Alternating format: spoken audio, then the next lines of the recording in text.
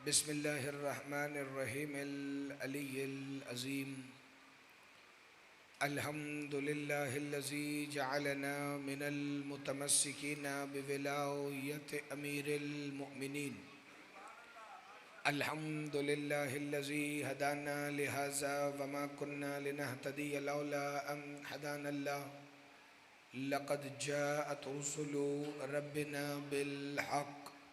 مولانا ومولا الثقلين جد الحسن والحسين مولانا ابی القاسم محمد.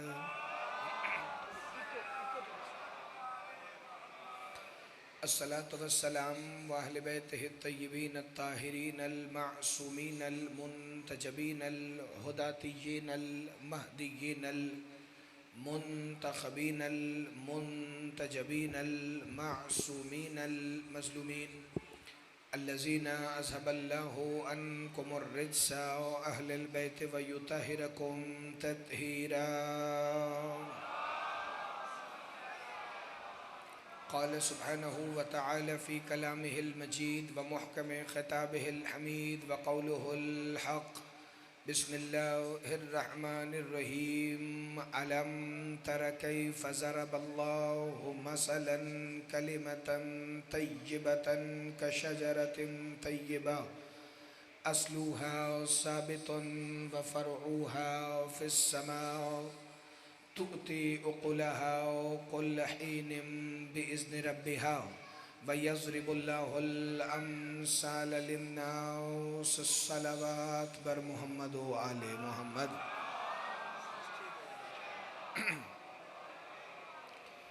دعا ہے کہ پروردگار عالم اس عظیم ترین عبادت کے درجات میں اور بھی بلندی عطا فرمائے، کیونکہ مجلس عزا کی قبولیت کی دعا میں اس لیے مانگتا ہی نہیں کہ کائنات کی وہ لا شریک عبادت ہے ذکر حسین ابن علی، جو قبول پہلے ہے اور ادا بعد میں ہے. پروردگار عالم آل محمد کی عزت اور عظمت کے صدقے میں خادمین فرش عزا خصوصاً ملک جاوید صاحب، ملک پرویز صاحب اور ان کے تمام خانوادے، بچوں کے عزت، رزق، جان، مال، ایمان اور خصوصاً عقیدہ ولایت امیر المومنین میں بے حساب برکتیں عطا فرما.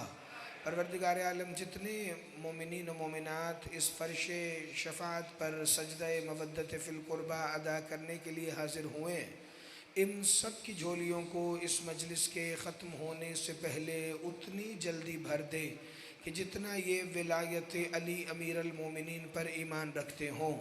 سب دعاؤں کی یہی ایک ہی دعا ہے کہ اس شہنشاہ معظم کا ظہور خود اپنے ہی امر سے ہو، کہ جو شریک القرآن ہے، جو خلیفۃ الرحمن ہے، جو امام الانس والجان ہے، وہ جو صاحب العصر والامر والزمان ہے، وہ جو ایک ہی وقت میں مصطفیٰ بھی ہیں، جو مرتضیٰ بھی ہیں، جو مجتبیٰ بھی ہیں، جو سیدہ بھی ہیں، جو سید الشہداء بھی ہیں، وہ حقیقت کلنا محمد جو مالک یوم جمعہ ہیں، جو حقیقت یوم الجمعہ ہے، جو امام صلاۃ جمعہ ہیں، وہ مالک روز عید الفطر، وہ صاحب روز عید الاضحیٰ، وہ منتقم یوم عاشوراء، وہ وارث روز غدیر، مالک یوم الدین بن کے کعبہ کی چھت پر تشریف لائیں اور علم ولایت علی لہرا کر یہ صدا دیں: اشہد ان امیر المؤمنین علی ولی اللہ، تاکہ دنیا کے ہر منکر ولایت علی کو یہ خبر ہو جائے کہ جیسے علی آدم سے پہلے واجب تھا، بالکل اسی طرح مہدی کے آنے کے بعد بھی واجب ہی رہے گا. صلوات مل کے تلاوت فرما لے محمد و آل محمد. محمد و آل محمد. الاجل الاجل الاجل الاجل. مل کے بھائی. یا علی امیر المومنین ادرکنی فی سبیل اللہ. میرا مولا آپ کو سدا سلامت رکھے، آباد رہیں، ہمیشہ زندہ باد رہیں. پروردگار عالم نے سورہ مبارکہ ابراہیم کی 2 مسلسل آیات میں ایک مثال دے کر پھر اس پہ فخر کیا ہے. وہ فرما رہا ہے بسم اللہ الرحمن الرحیم علم تر کیف ضرب اللہ مثلا کلمتا طیبتا کشجرۃ طیبہ، اے لوگو دیکھو میں نے کیسی مثال دی ہے کہ میرے لا الہ کی مثال ایسے ہے، میرا کلمہ طیبہ ایسے پاک ہے جیسے وہ شجرہ پاک ہے۔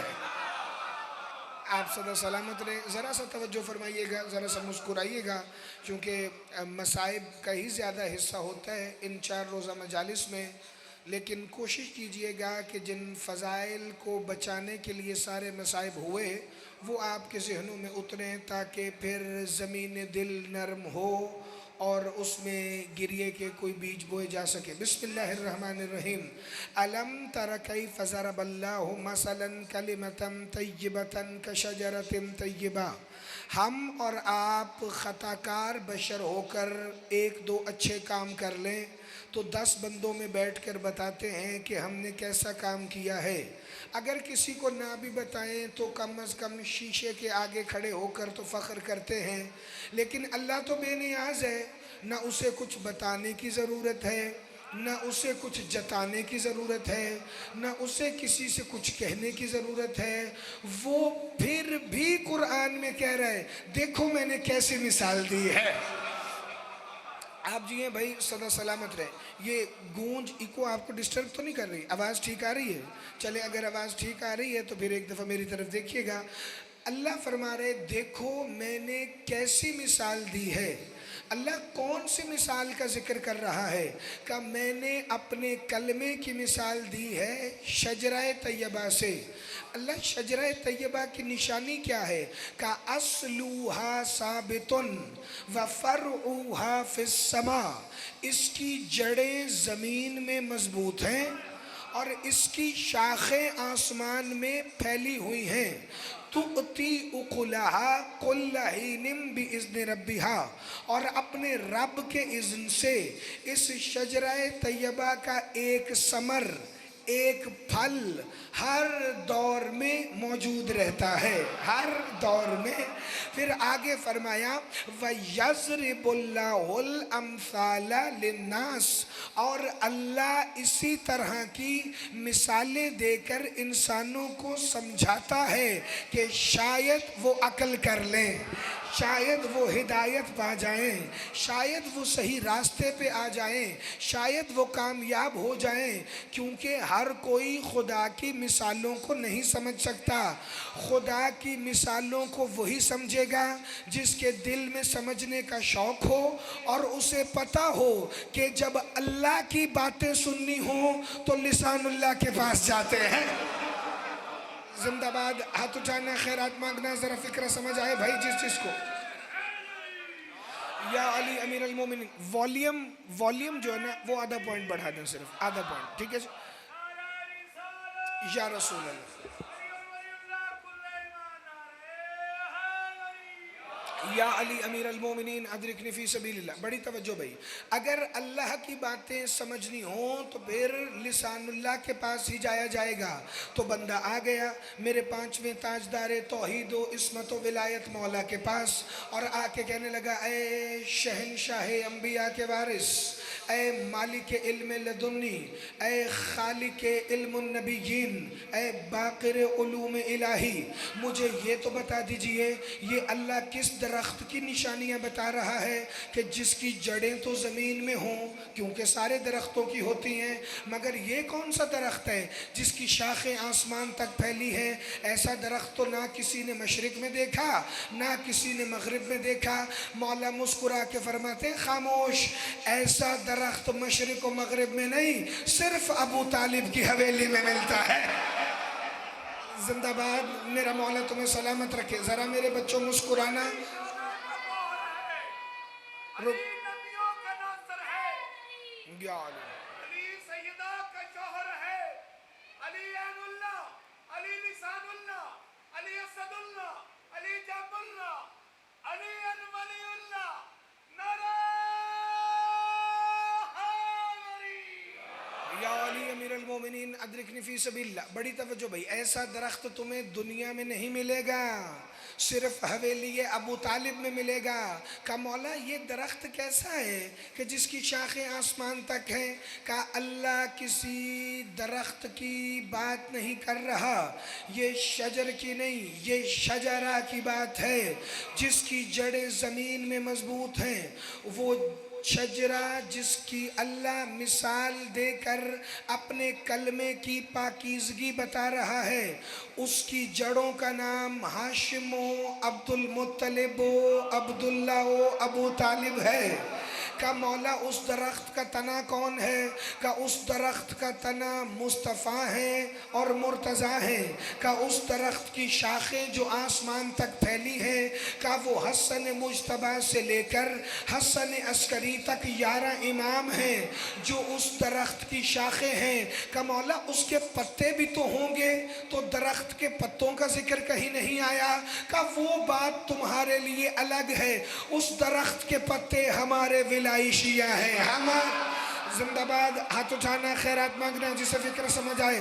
اس درخت کے پتے ہمارے شیعہ ہیں جو ہم سے متمسک رہتے ہیں، جو ہم سے جڑے ہوئے رہتے ہیں، جو ہم سے اپنے تعلق کو بنائے رکھتے ہیں، جو حکم الہی مان کر، ہمیں اولی الامر جان کر، ہماری ولایت کو پہچان کر ہماری اطاعت کرتے ہیں. کہ مولا اللہ نے آیت میں ایک اور لفظ بھی کہا، تُؤْتِي أُكُلَهَا كُلَّ حِینٍ بِإِذْنِ رَبِّهَا. اللہ نے اس آیت میں یہ بھی کہا، اور اللہ نے یہ بھی کہا فَرْعُوهَا فِي السَّمَاءِ، ان کی شاخیں آسمان تک پھیلی ہیں. مولا آسمان تک اگر شاخیں پھیلی ہیں تو مولا آپ سے اوپر تو کوئی نہیں. اس کا مطلب اگر شاخیں آپ امام ہیں تو وہ جو آسمان ہے وہ امامت سے اوپر ہونا چاہیے. تو ایسا کون سا آسمان ہے جسے اللہ نے آپ کے بھی اوپر رکھا؟ کہ وہ آسمان کوئی اور نہیں، میری دادی زہرا ہی وہ آسمان. آپ سدا سلامت رہے، میرا مولا سلامت رکھے. بھائی مسکرانا ذرا، یا علی ذرا مسکرانا بھائی، ذرا مسکرانا. جو پیچھے ناراض بیٹھے ہیں دوست، پتہ نہیں تھکاوٹ ہے صبح سے عشروں کی. بسم اللہ الرحمن الرحیم. ایکو آدھا پوائنٹ کم کیجئے گا، صرف آدھا پوائنٹ. اگر وہ آسمان آپ کی جدہ سیدہ ہیں تو مولا یہ شجرہ طیبہ کا تعارف مکمل ہو رہا ہے. اللہ فرما رہے تُؤْتِي أُكُلَهَا كُلَّ حِینٍ بِإِذْنِ رَبِّهَا. اس درخت کا، اس شجر کا ایک ثمر ہر دور میں موجود ہوتا ہے. مولا اس کی تفسیر کیا ہے؟ کہ ابو طالب کا ایک بیٹا ہر دور میں منصب امامت پر ہوتا ہے. ابو طالب کا ایک بیٹا ہر دور پر منصب امامت پر ہوتا ہے. کیوں منصب امامت پر ایک کیوں ہوتا ہے؟ حالانکہ 2 اور 3 امام ایک وقت میں بھی آئے، مگر جب امام اپنا منصب امامت ظاہر کر رہا ہے تو دوسرے امام تو ہیں مگر منصب امامت کا اظہار نہیں کریں گے. پہلی امامت کے احترام میں جیسے حسن اور حسین علی امیر المومنین کے ساتھ ہیں، مگر وہ خود بھی امامت علی امیر المومنین کے سائے میں رہیں گے. پھر حسن امام ہوں گے مگر حسین اور مولا سجاد اپنی امامت کو ابھی ظاہر نہیں کریں گے. اختیار وہی رہے گا، قدرت وہی رہے گی، معجزے وہی رہیں گے، ولایت وہی رہے گی، پہچان وہی رہے گی، چہرہ وہی رہے گا، کردار وہی رہے گا، گفتار وہی رہے گی، تلوار وہی رہے گی. لیکن منصب امامت کو ابھی اعلان کر کے ظاہر نہیں کریں گے. بالکل ویسے جیسے محمد مصطفیٰ 40 سال تک بھی نبی ہیں مگر وقت آنے سے پہلے اعلان نبوت نہیں کریں گے. کیوں؟ ابو طالب کا ایک بیٹا ہر دور میں امام رہے گا. اس کا مطلب یہ ہے شجرہ طیبہ کے ثمر. اور اللہ فرما رہا ہے عالم ترا کیف ضرب اللہ، دیکھو میں نے کیسی اچھی مثال دی ہے. میرے کلمے کی پاکیزگی ایسی ہے جیسی اس شجرہ طیبہ کی، اس نے یہ نہیں کہا کہ یہ شجرہ ایسے پاک ہے جیسے کلمہ پاک ہے۔ اللہ عرشوں سے وحی بھیج کر مدینے کے بدوؤں کو بتا رہا ہے میرا لا الہ ایسے پاک ہے جیسے ابو طالب کے بیٹے پاک۔ آپ صدا سلامت رہیں بھائی۔ یا علی امیر المومنین ادرکنی فی سبیل اللہ، میرا مولا تمہیں سلامت رکھے۔ گفتگو سمجھ آ رہی ہے؟ میں زیادہ لمبا فضائل نہیں کروں گا، لیکن 5-7 منٹ مجھے دینا بھائی۔ میرا کلمہ ایسے پاک ہے۔ جو بندے فضائل پر ہونٹ دانتوں کے اندر چباتے ہیں نا، وہ زور سے چبا لے۔ جس نے ہاتھ باندھے ہیں وہ ہاتھ اندر چھپا لے۔ اگلا فکرہ ہی بڑا لطف والا ہے۔ میرا لا الہ ایسے پاک ہے جیسے ابو طالب کے بیٹے پاک ہیں، تو اس کا مطلب لا الہ جن سے پاکیزگی لے۔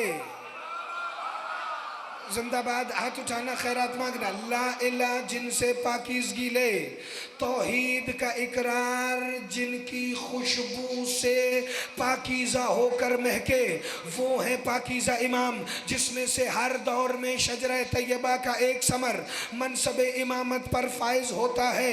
اس کا مطلب علی امام ہیں، علی پاک ہیں، حسن امام ہیں، حسن پاک ہیں۔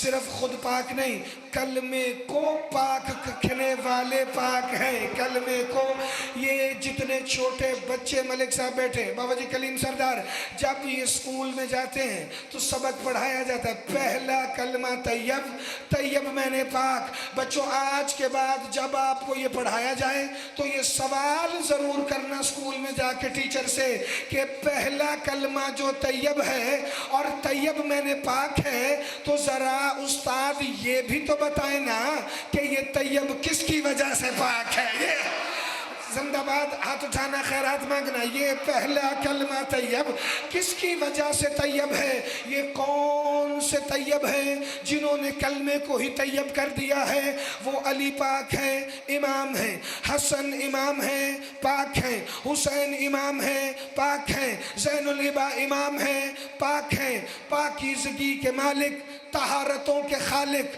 مولا باقر العلوم امام ہیں، پاک ہیں، سرکار صادق آل ابا امام ہیں، پاک ہیں، مولا قاسم، مولا کاظم الغیظ پاک ہیں، امام ہیں، مولا رضا پاک ہیں، امام ہیں، مولا تقی پاک ہیں، امام ہیں، مولا نقی امام ہیں، پاک ہیں، مولا عسکری امام ہیں، پاک ہیں۔ سارے امام ہیں، پاک ہیں، زمانے کے امام، امام ہیں، پاک ہیں۔ پتہ چلا امام وہ ہوتا ہے جو پاکیزہ شجرے سے ہو، جو خود بھی پاک ہو، جو کلمے کو بھی پاکیزہ رکھے۔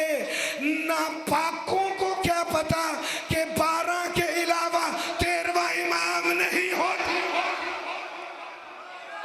آپ سب سلامت رہیں، میرا مولا تمہیں سلامت رکھے بھائی۔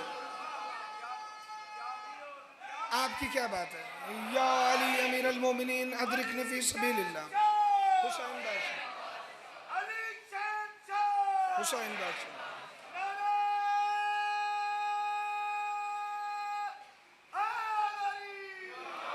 یا علی امیر المومنین ادرکنی فی سبیل اللہ۔ بڑی توجہ بھائی، یہ وہ پاکیزہ شجر والے امام ہیں۔ اچھا، میں آیت پڑھنے لگا ہوں، چونکہ اب 5-6-7 سال تو مجھے آپ کے علاقے میں آتے ہوئے ہو گئے، تو اتنا آپ میرے مزاج کے ساتھ مل گئے ہیں کہ اب جب میں آیت پڑھتا ہوں پچھلے 1-2 سالوں سے، تو آپ مجھے غصے سے نہیں دیکھتے۔ اللہ کا قرآن ہے تو ثواب الگ لے لیں، اور فضائل کی ایک نئی روشنی اس میں سے پھر سے جدا ہو۔ بسم اللہ الرحمن الرحیم۔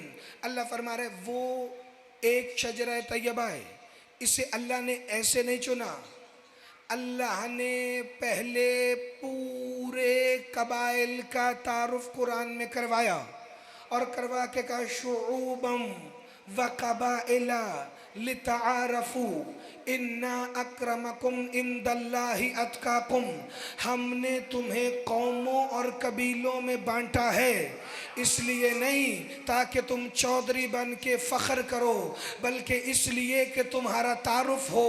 अपने से हकीर को हकीर न जानना। ज़ात पात का निज़ाम, कबाइल का इंतज़ाम मैं रख रहा हूँ ताकि तुम्हारा एक दूसरे के साथ ख़ानदानी तारुफ रहे। क्यों? अल्लाह कह रहा है मेरे नज़दीक तुम्हारी पहचान तुम्हारी ज़ातों से नहीं होती। मैं नहीं जानता कि विरक कौन है, वो कह रहा है मुझे नहीं चाहिए कि अवान कौन है, मुझे नहीं चाहिए कि पठान कौन है, मुझे नहीं चाहिए कि चौधरी कौन है। अल्लाह कह रहे हैं मेरे नज़दीक तुम्हारा तारुफ क्या है? इन्ना अक्रमकुम इंदल्लाहि अतकाकुम, मेरे नज़दीक तुम्हारा तारुफ तुम्हारा तकवा है। मेरे नज़दीक तुम्हारा तारुफ तुम्हारा तकवा है। जितना तुम तकवे में बुलंद होगे उतना मुझ अल्लाह के नज़दीक तुम इकराम और तकरीम वाले रहोगे। इसका मतलब ज़ात पात फ़ायदा नहीं देगी, हसब नसब फ़ायदा नहीं देगा, बल्कि तकवा फ़ायदा देगा जो तुम्हें अल्लाह के नज़दीक भी मोहतरम कर देगा। तो ये तकवा ऐसा होना चाहिए जिसे देखकर खुदा भी तुम्हें मोहतरम जाने। मासूम से पूछा मौला माहियत तकवा, काहियत तकवा तो विलायत अली इब्न अबी तालिब। आप सदा सलामत रहे।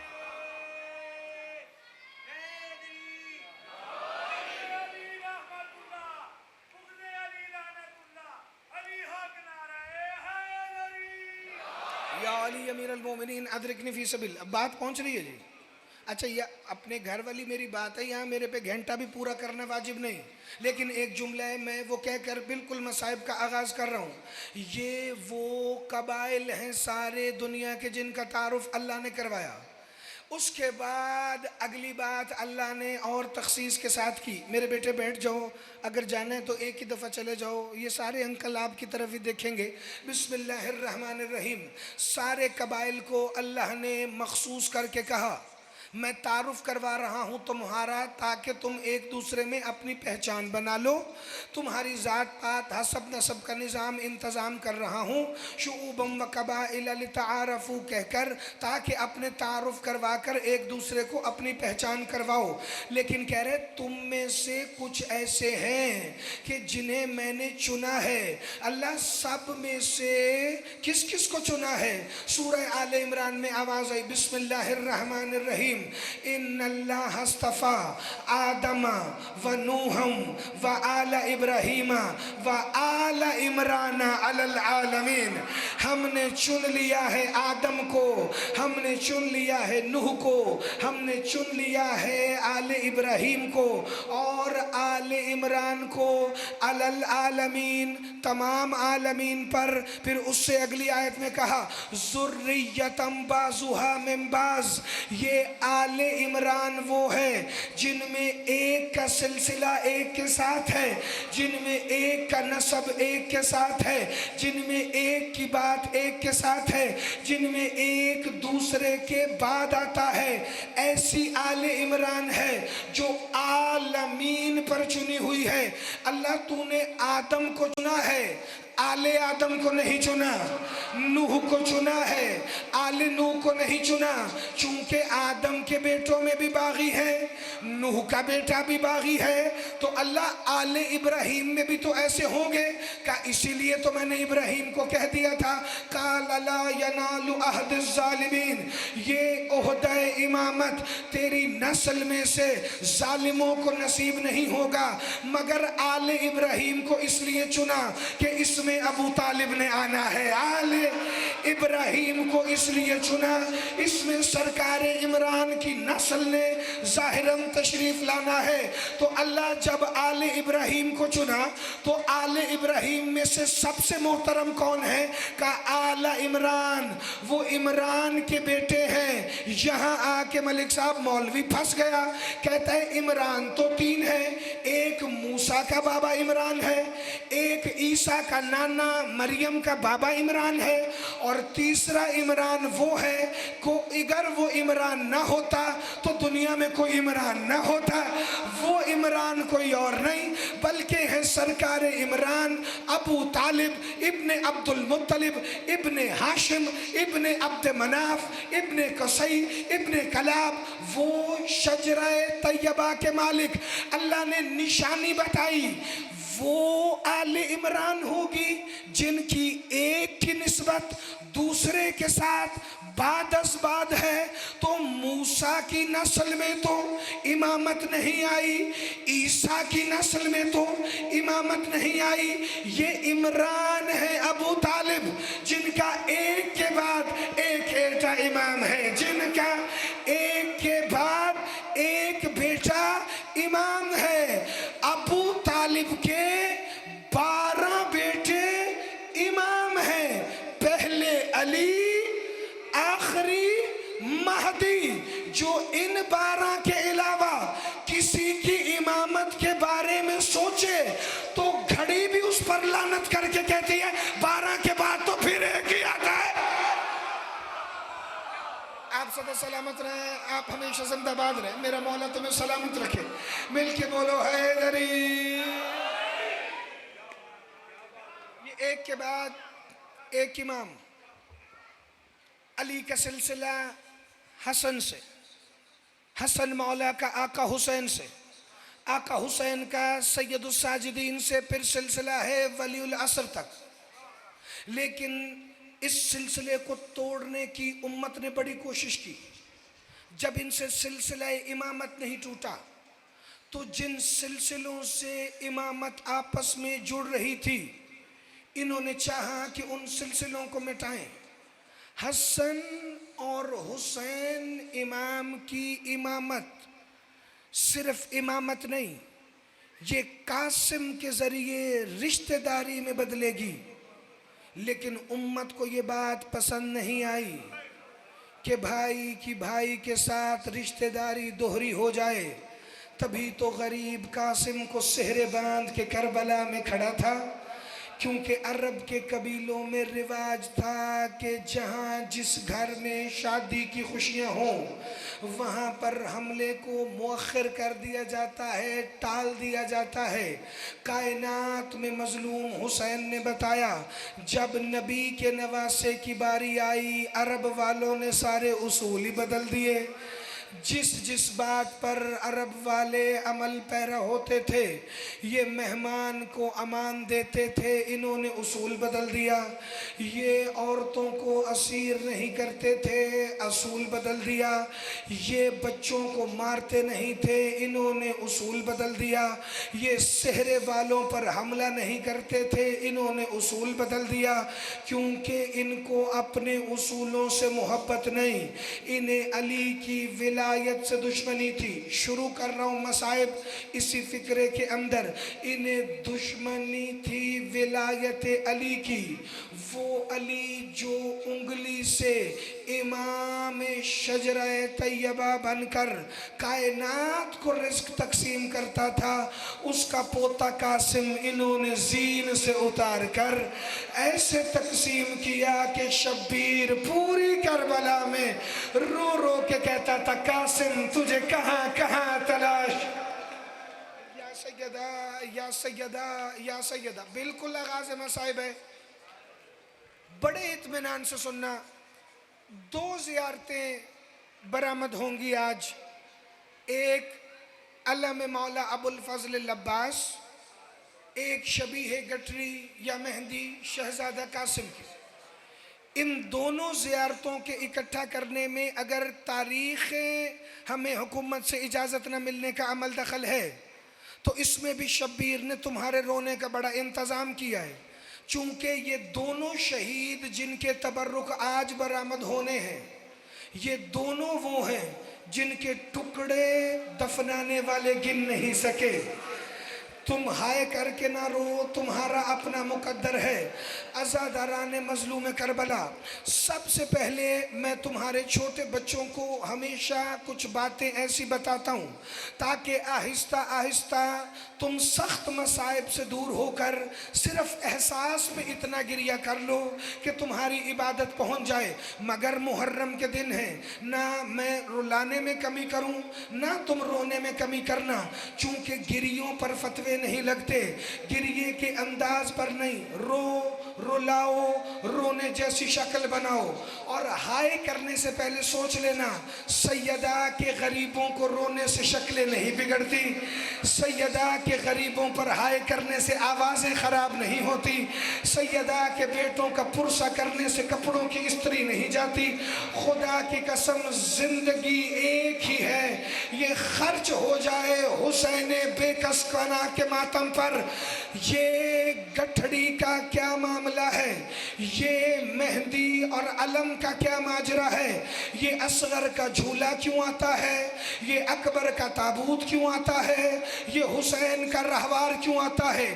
میرے بچوں، اگر کوئی تم سے پوچھے کہ ایک ڈگر پہ چلے آ رہے ہو، ان زیارتوں کی وجہ کیا ہے، تو انہیں غصے نہیں ہونا، بڑے پیار سے اپنی آنکھوں میں آنسو لا کر غریب کا عزادار بن کے انہیں پیار سے سمجھا کے کہنا، دیکھو تم حسین کی غربت نہیں جانتے، حسین نے پورے دن 71 جنازے اکیلے اٹھائے ہیں، جس کا جنازہ حسین جیسے لائے ہم اس کی ویسی شبیہ برآمد کرتے ہیں، جسے حسین 2 کندھوں پہ لائے اس کا ہم تابوت اٹھاتے ہیں، جسے حسین گود میں لائے اس کا ہم جھولا نکالتے ہیں، جس کے حسین بازو پرچم میں لائے اس کا ہم علم برآمد کرتے ہیں، جسے حسین ایک کندھے پر لائے اس کی ہم گٹھڑی بناتے ہیں۔ تو زمانہ تم سے پوچھے گا پھر حسین کا جنازہ برآمد کیوں نہیں کرتے، حسین کی گٹھڑی کیوں نہیں نکالتے، تو تم جواب دینا سب کو حسین نے اٹھایا مگر حسین کو اٹھانے والا کوئی باقی ہی نہیں۔ یا حسین یا حسین، بس اتنی سی دیر لگتی ہے پرسہ شروع ہونے میں۔ میرا مولا تمہارے اس دل کے درد کو ہمیشہ سلامت رکھے، میرا مولا تمہارے سینے پہ موجود حسین کی قبر پر مصائب کی وہ چادر ڈال دیں کہ تم اکیلے بیٹھ کر بغیر ذاکر کے بھی صرف نام حسین سن کر ایسے رو جیسے انبیاء حسین کا نام سن کے روتے تھے۔ آدم نے حسین کا نام سنا تو گریہ کیا، نوح نے حسین کا نام سنا تو نوحہ کیا، ابراہیم نے حسین کا نام سنا تو پاؤں پہ چوٹ لگوائی، عیسیٰ نے حسین کا نام سنا تو پیشانی زخمی کرائی۔ مجھے بابا جی کلیم سردار سیدوں کی سیادت کی قسم، کربلا میں ایک شہید ہے ایسا کہ جس پر حسین شہادت سے پہلے روتے تھے، ہر نبی حسین پر رویا، جب سے مدینے نکلے تھے بار بار ایک ہی بات کہہ کے روتے تھے، ہائے میرا قاسم، ہائے میرا قاسم، پتہ نہیں مجھے کتنے ٹکڑوں میں نصیب۔ یا حسین یا حسین یا حسین، یہ کربلا کی کہانی ہے، یہ مظلوموں کا مقتل ہے، یہاں ہر شہید کی اپنی شان نرالی ہے۔ ان کا مصائب ان کی توہین کا نام نہیں، ان کا مصائب ان کی عظمت کا نام ہے۔ اتنا پیار تھا شہزادہ قاسم سے آقا حسین کو، صرف یتیم بھتیجا ہونے کی وجہ سے نہیں، صرف حسن کا بیٹا ہونے کی وجہ سے نہیں، بالکل وہی نفاست جو کریم کربلا کی ہے، وہی نفاست امیر قاسم کی ہے، جو حسن حسن کا ہے وہی حسن قاسم کا ہے۔ دو ہستیاں ایسی ہیں اس پاک خاندان میں جن کی قمیض کی ڈوری ماں آہستہ بند کرتی تھی تاکہ جسم پر نشان نہ آئے۔ ایک حسن کا قاسم، ایک سیدہ کا حسین، ان دونوں کے بدن پر اتنے گھوڑے دوڑے، حسین یا حسین یا حسین. شرم کر کے نہیں، بالکل آغاز مصائب ہے. ذاکر صاحب مولا عباس پڑھ چکے، میری ڈیوٹی ہے آج شہزادہ قاسم پڑھنے کی. دونوں شہید آج وہ ہیں جن کی شبیہیں آئیں گی، جو ٹکڑوں میں تقسیم ہوئے. کربلا کا میدان، خیمے لگ رہے تھے 2 محرم کو کہ ایک دفعہ آقا حسین نے بلایا، ابو الفضل العباس میرے قاسم کا خیمہ وہاں پیچھے سجاد کے خیمے کے ساتھ لگانا جو کربلا کا زوار گواہی دینا. خیام گاہ جہاں سے شروع ہوتی ہے نکی، وہاں ہے خیمہ وفاؤں کے خداوند کا. اس کے بعد آگے آئیں تو محمل روکنے کی جگہ ہے. محملوں کے بعد پہلا خیمہ ہے کریم کربلا کا. کریم کربلا کے خیمے کے پچھلی جانب شریکت الحسین معظمہ کا خیمہ، ان کے پیچھے سید سجاد کا خیمہ. سید سجاد کے خیمے کے ایک طرف شہزادہ قاسم کا وہ حجرہ عروس جہاں آج بھی مہندی رنگ کے موٹے قالین بچھے ہیں. پتہ نہیں کتنی حسرت تھی اس کے سحروں کی. سوال کرو خیمہ حسین نے قاسم کا پچھلی طرف کیوں لگوایا؟ کیوں؟ ایک تو یہ خیمہ بڑا قیمتی تھا، اس میں سونے اور چاندی کی تاروں کی بنت تھی، 9 لاکھ کی نظر تھی. سب سے پہلے اسے ہی لوٹیں گے. اس خیمے کو پیچھے لگوانے کا سبب کیا تھا؟ ماتم میرے حصے کا اسی جملے پر ہو جائے گا، باقیوں کا مجھے نہیں پتا. کیونکہ کربلا میں دن کے وقت سامنے کی طرف سے گرم ہوا چلتی تھی. حسین نے کہا غازی میرا قاسم بڑا نازک ہے، کربلا کی گرم ہوا بھی اس کے بدن پر. یا حسین یا حسین یا حسین، میں صرف بتا رہا ہوں، تم سوچ کے رو رہے ہو چونکہ تمہیں اس شہزادے کے ٹکڑے یاد ہیں. چلو ایک منزل کا اضافہ کرتے ہیں.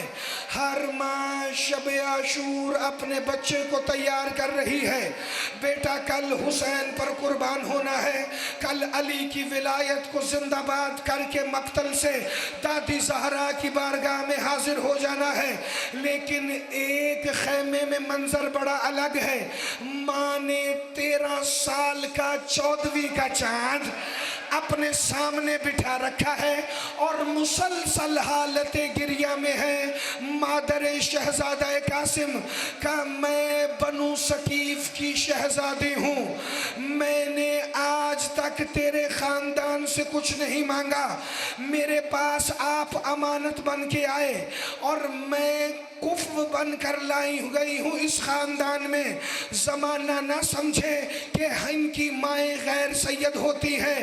بی بی کہتی ہے قاسم میرا حق ہے نا تجھ پر.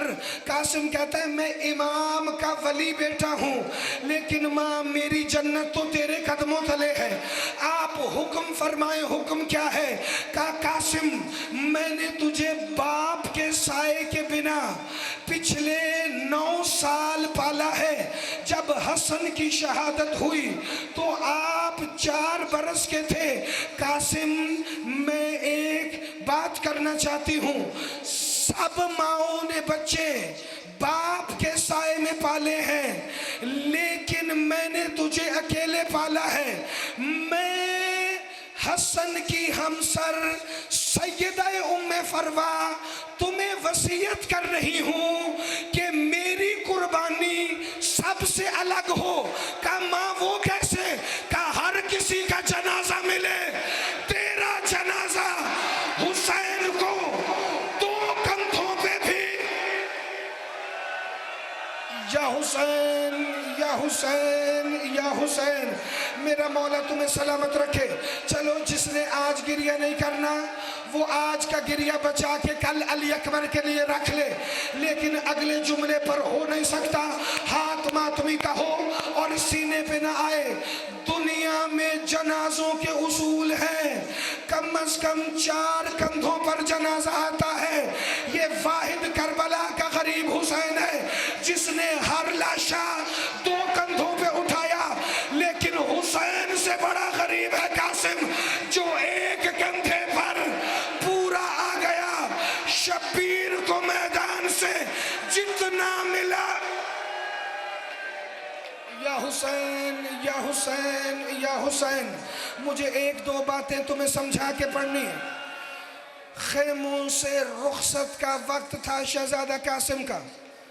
سارے جانتے ہو اجازت کیسے ملی؟ بازو پہ ایک نامہ بندھا ہوا تھا. امام ضامن حسن مجتبی بنا کر قاسم کے بازو پر. اس میں لکھا تھا کہ لڑنے کی اجازت دیں. صرف یہ نہیں لکھا تھا. آج میں تمہیں اس میں لکھا جملہ بتاؤں جو میں نے عربی مقتل میں پڑھا ہے. اس میں لکھا تھا اے حسین تو ہے محسن توحید. میرا دل تھا کہ میں کربلا میں ہوتا, میں اپنی جان حسین تجھ پر فدا کرتا, مگر میں نے قاسم کو لکھ دیا ہے صرف اپنا بدن نہیں اپنی روح بھی حسین پر قربان کرنا. میرا قاسم تیرے لیے حاضر ہے. عزادارو وقت ہو گیا رخصت کا. ایک رات کی دلہن اپنی ہمسر جناب بنت حسین کے پاس آئے اور آ کر کہنے لگے چچا کی بیٹی تیری میری آخری ملاقات ہے. وہ رو کے کہتی ہے امیروں کی باتیں بڑی ہوتی ہیں, تو امیر کا امیر بیٹا ہے, میں غریب کی غریب بیٹی ہوں. کل مقتل سے ہر کوئی, میری مائیں بہنیں بیٹیوں کے ماتم کا فکر ہے بھائی, کل مقتل سے ہر کوئی اپنے وارث کی لاش کسی نشانی سے پہچانے گا.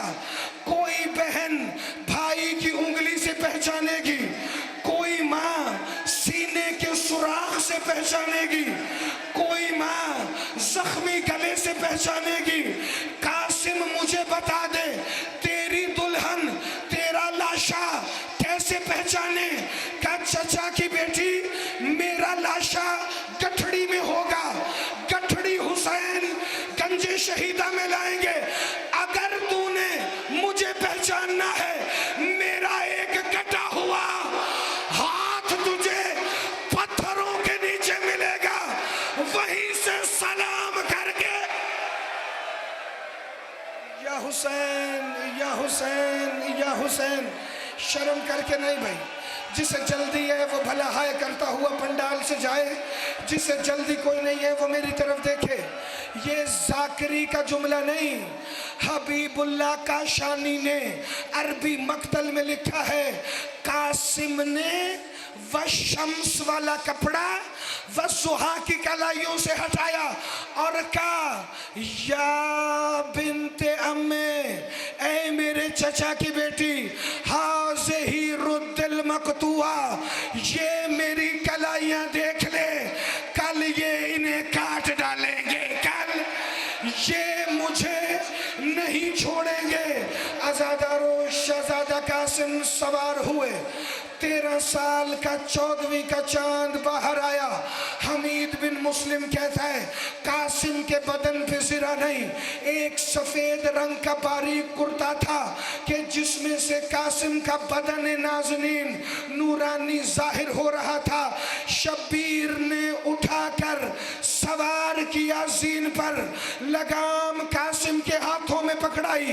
ایک ٹیلے پر عباس کھڑے ہو گئے, ایک ٹیلے پر حسین کھڑے ہو گئے, اور ایک ٹیلے پر انہوں نے کھڑے ہو کر دیکھنا شروع کیا اور جناب فضا سے کہا جب تک غازی مجھے دیکھے میں آپ کو دیکھوں, آپ خیموں میں خبر دینا.